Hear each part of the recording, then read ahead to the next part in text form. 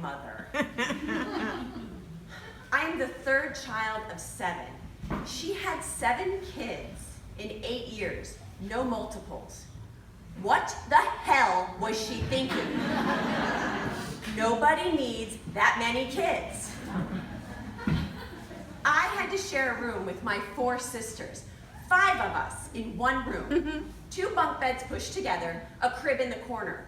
We lived on the south side of Chicago, not a Romanian orphanage.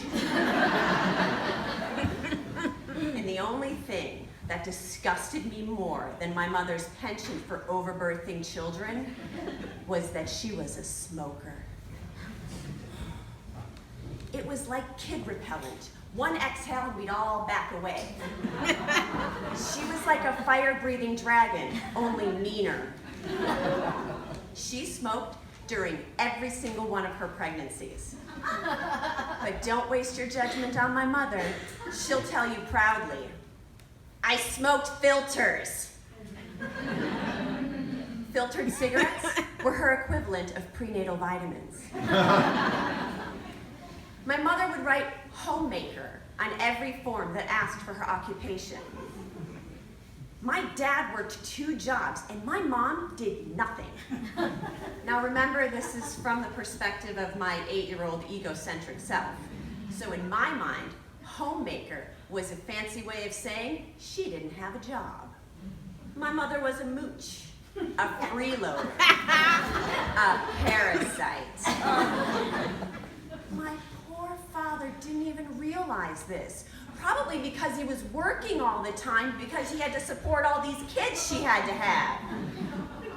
I reminded my mother often about her lack of financial contribution to our family.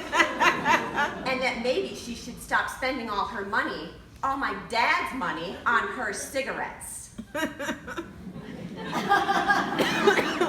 I mention that my mother was a thief? Every year on Halloween, after an exhausting evening of collecting candy, she would snatch our trick-or-treat bags and dump them into our big silver popcorn/throw-up bowl.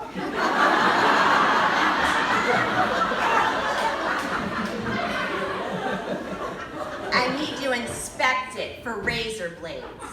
Those things can kill you.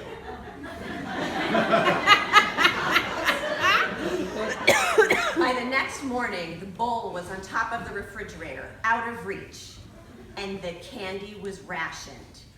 Each night, we would each get a piece after dinner, and yet the candy was disappearing at alarming rates. And then it hit me. My mother was eating all of the candy. See, this is what she did. My dad earned the money, she spent it. I earned the Halloween candy, she ate it. We called my mother Old Yeller because she yelled all the time. And when she wasn't yelling at us, she was talking to everyone. The neighbors, the grocery clerk, the mailman, each and every random person that we saw out and about. Errands would take forever because of her incessant chatting. I continued to castigate my mother about her insignificant contributions to my life until I turned 22 and moved away with monumental goals and continued feelings of superiority. I am now a mother of 2. And karma is a sassy little bitch.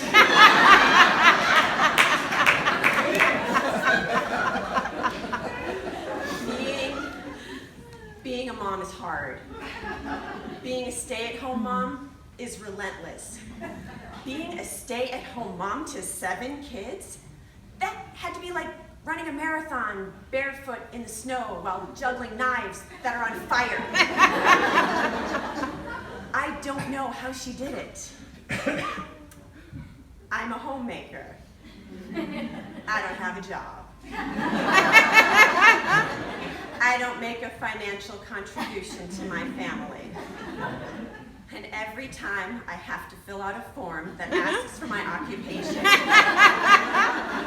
I try to fit in Stay-at-home mom with huge aspirations. Just as soon as the kids are in school full-time, then I can figure out a way to work around their schedule and I can afford childcare and do something valuable. But it never fits. My son tells me, you know, Mommy, if you get a job, maybe we could buy a house instead of borrowing one. And then when I ask my daughter to make her bed, she just shouts, why don't you make the bed? You don't go to school, you don't go to work, you don't do anything around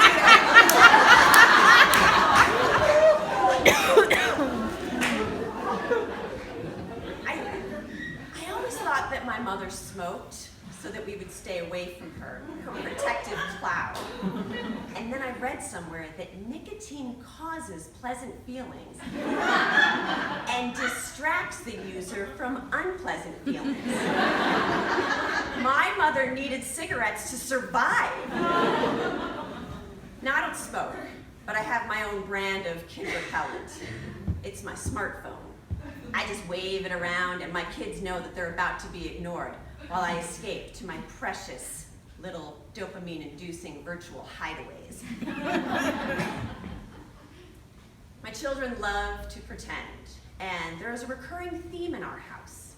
Our mom is dead, we live with our dad.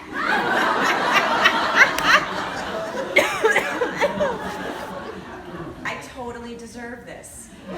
My dad could do no wrong. I didn't even hold him responsible for the 7 children that he produced. And my feelings about the Halloween candy have softened towards my mother. It turns out that using the popcorn/throw-up bowl is a sensible way to sort through the candy while the kids are at school. I like Kit Kats. I eat every single one. I don't think of it as stealing. All that sugar is bad for kids. I'm sacrificing my abs for my children's health. It's what good moms do. And it turns out, I'm a yeller. I think it's in the DNA. I yell so much and so loud that the neighbors don't make eye contact anymore.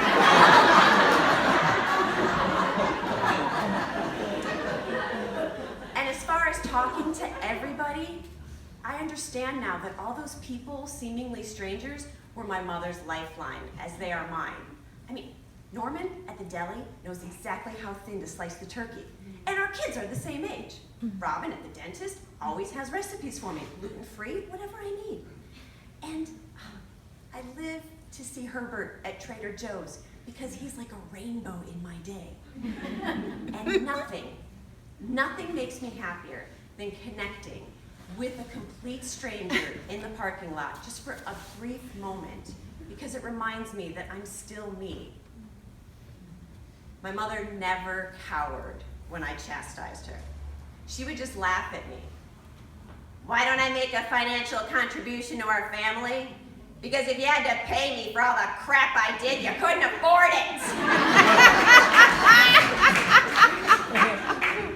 She was right. No monetary value can be placed on the work of a mother. We get paid back in I love yous and I hate yous, contagious giggles, projectile vomit, sassy little mouths, and of course, the thing that all daughters deserve the most, the gift that gives us complete insight into why our mothers did what they did, karma.